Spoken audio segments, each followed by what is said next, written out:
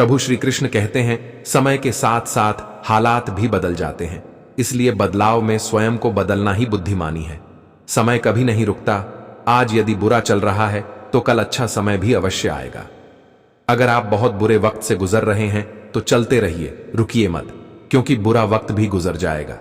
जय श्री राधे कृष्णा। दोस्तों, हम आपका दिल से स्वागत करते हैं कृष्ण मोटिवेशन यूट्यूब चैनल पर। मित्रों, इस वीडियो में हम आपके लिए लेकर आए हैं श्री कृष्ण के कुछ अनमोल वचन, जो आपको कठिन से कठिन समय में आपके मन को हिम्मत और ताकत देगी।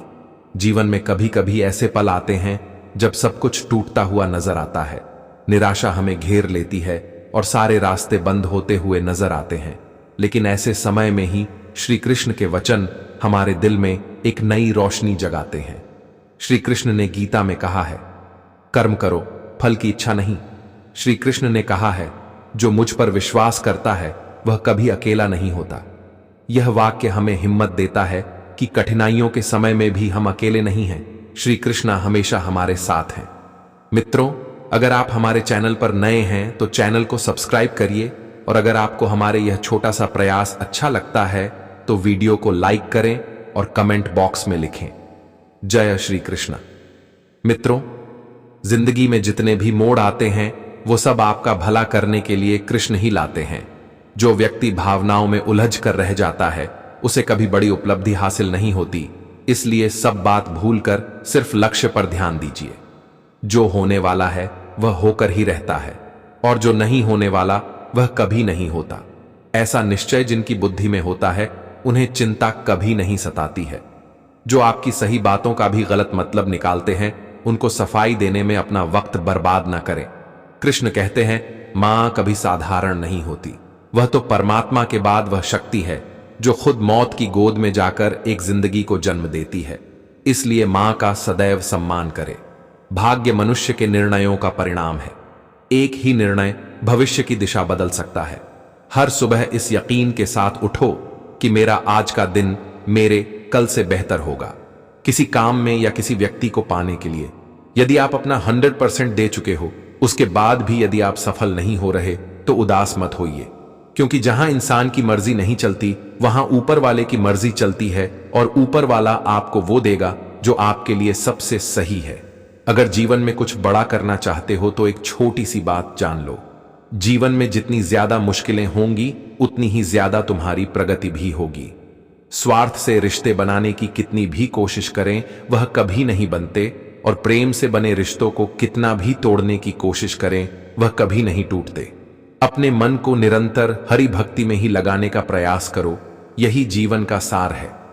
मृत्यु के उपरांत केवल यह भक्ति ही साथ जाएगी जो हमें सद्गति दिला सकती है, और जिससे संसार में आवागमन का चक्र समाप्त हो जाता है।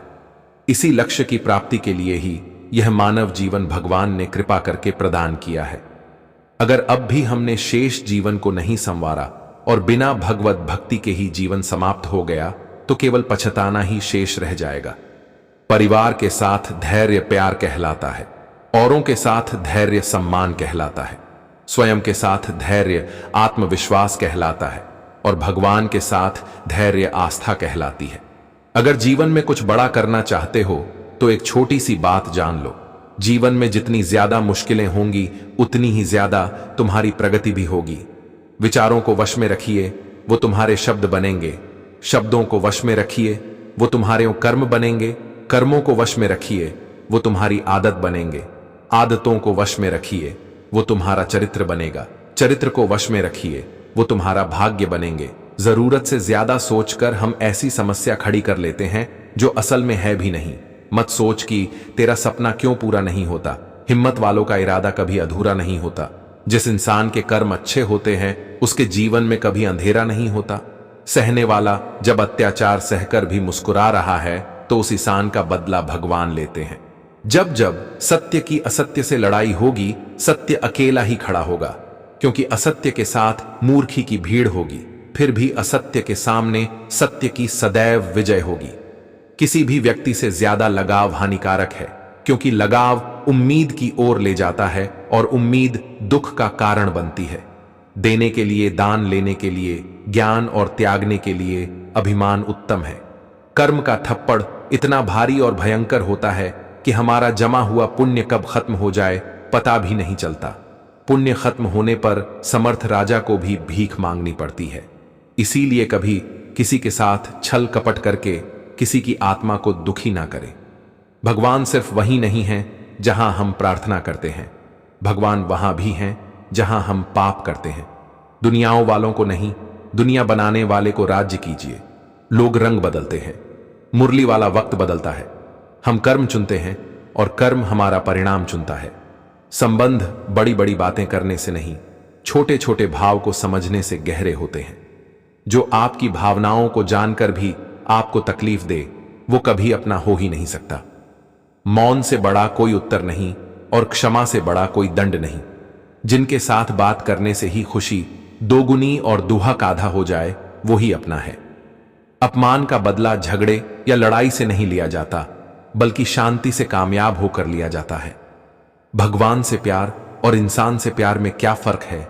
इंसान से प्यार होने पर वह हमारी कमजोरी बन जाती है और भगवान से प्यार होने पर वह हमारी ताकत बन जाती है। अच्छे लोगों की कृष्ण परीक्षा बहुत लेता है, परंतु साथ नहीं छोड़ता, और बुरे लोगों को कृष्ण बहुत कुछ देता है, परंतु साथ नहीं देता। जिसने मन को जीत लिया है, उसने पहले ही परमात्मा को प्राप्त कर लिया है, क्योंकि उसने शांति प्राप्त कर ली है। ऐसे मनुष्य के लिए सुख दुख, सर्दी गर्मी और मान अपमान एक से है। सुख और दुख अपने आप नहीं आते, ये आपके किए हुए कर्मों का फल होता है। जहां अपनों के सामने सच्चाई साबित करनी पड़े, वहां बुरे बन जाना ही ठीक है। जहां अपनों के सामने सच्चाई साबित करनी पड़े, वहां बुरे बन जाना ही ठीक है। जिंदगी में पीछे देखोगे तो अनुभव मिलेगा, जिंदगी में आगे देखोगे तो आशा मिलेगी, दाएं बाएं देखोगे तो सत्य मिलेगा, लेकिन अपने भीतर देखोगे तो परमात्मा मिलेगा, आत्मविश्वास मिलेगा। क्रोध और दुख की स्थिति में सोची गई बातें हमें सत्य तक पहुंचने नहीं देती। किसी भी परिस्थिति की स्थिरता को समझने के लिए पहले मन का शांत होना आवश्यक है।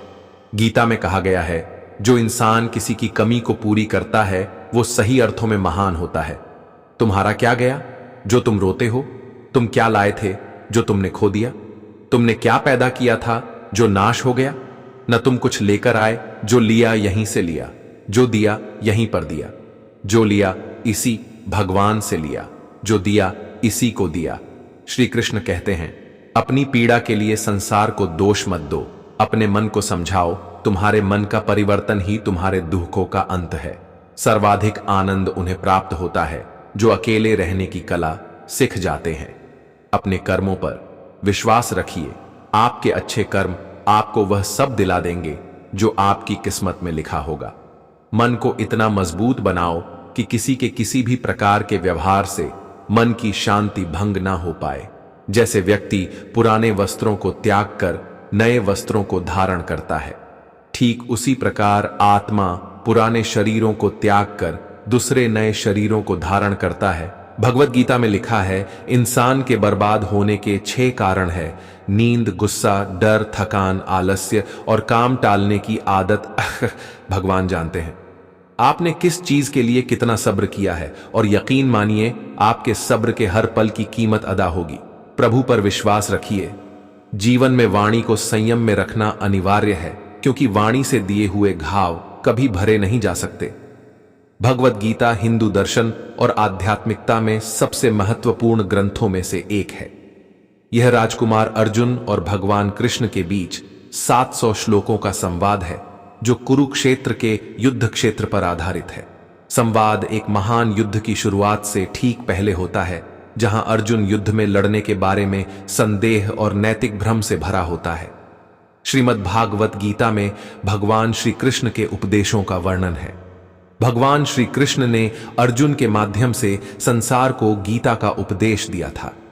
कृष्ण ने अर्जुन को गीता का पाठ तब पढ़ाया था जब उनके कदम महाभारत युद्ध की युद्ध भूमि में डगमगाने लगे थे।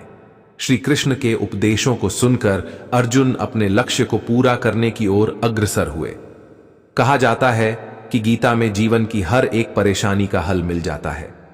गीता में कही गई श्री कृष्ण की बातें आज भी जीवन में आगे बढ़ते रहने की प्रेरणा देती हैं। ऐसे में किसी भी परेशानी का हल पाने और जीवन में सफलता पाने के लिए गीता की कुछ बातों का ध्यान रखना चाहिए।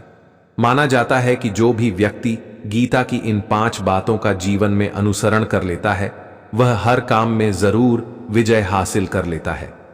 ये रहे गीता के अनमोल उपदेश जो जीवन को नई राह दिखाते हैं। फल की इच्छा छोड़ कर्म पर ध्यान देना चाहिए। गीता में श्री कृष्ण ने कहा है कि मनुष्य को फल की इच्छा छोड़ डटकर कर्म पर ध्यान देना चाहिए। मनुष्य जैसा कर्म करता है उसे फल भी उसी के अनुरूप मिलता है। इसलिए व्यक्ति को अच्छे कर्म करते रहना चाहिए। मन पर नियंत्रण। हमारा मन ही हमारे दुखों का कारण होता है।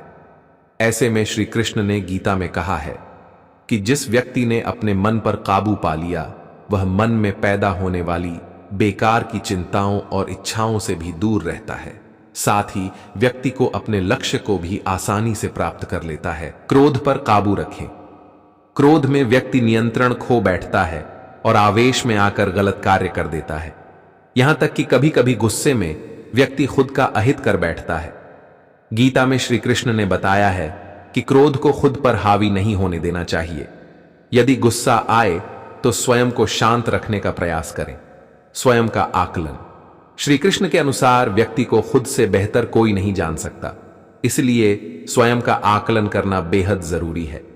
गीता में कहा गया है कि जो व्यक्ति अपने गुणों और कमियों को जान लेता है, वह अपने व्यक्तित्व का निर्माण करके हर काम में सफलता प्राप्त कर सकता है। स्पष्ट नजरिया। गीता के अनुसार व्यक्ति को संदेह या संशय का स्थिति में नहीं रहना चाहिए। जो लोग संशय का स्थिति में रहते हैं, उनका भला नहीं हो सकता है। जीवन में स्पष्ट नजरिया होना चाहिए। गीता को समझने के लिए कितनी बार पढ़ें, गीता पहली बार पढ़ने पर समझ नहीं आती। गीता दूसरी बार पढ़ने पर कुछ कुछ समझ आती है। गीता तीसरी बार पढ़ने पर समझ आने लगती है। गीता चौथी बार पढ़ने पर पूरी समझ आने लगती है। गीता 5वीं बार पढ़ने पर ज्ञान देने लगती है। गीता 6ठी बार पढ़ने पर कर्म के महत्व को समझाती है। गीता 7वीं बार पढ़ने पर घर के सारे क्लेश दूर कर देती है। गीता 8वीं बार पढ़ने पर सारे विघ्न दूर कर देती है। गीता 9वीं बार पढ़ने पर पूरे घर को समृद्ध बना देती है। गीता 10वीं बार पढ़ने पर आपको पूर्ण ज्ञानी बना देती है। गीता बार पढ़ने पर आपको बहुत बड़ा व्यवसायी बना देती है। गीता 12वीं बार पढ़ने पर आपको कृष्ण के समान चतुर बना देती है। गीता 3वीं बार पढ़ने पर आपको एक कुशल वक्ता बना देती है। गीता 14वीं बार पढ़ने पर आपको ब्राह्मण, शूद्र और वैश्य और क्षत्रिय से ऊपर उठा देती है। गीता 15वीं बार पढ़ने पर आपको कृष्ण बना देती है। गीता 16वीं बार पढ़ने पर संसार रूपी महाभारत में युद्ध करना सिखा देती है।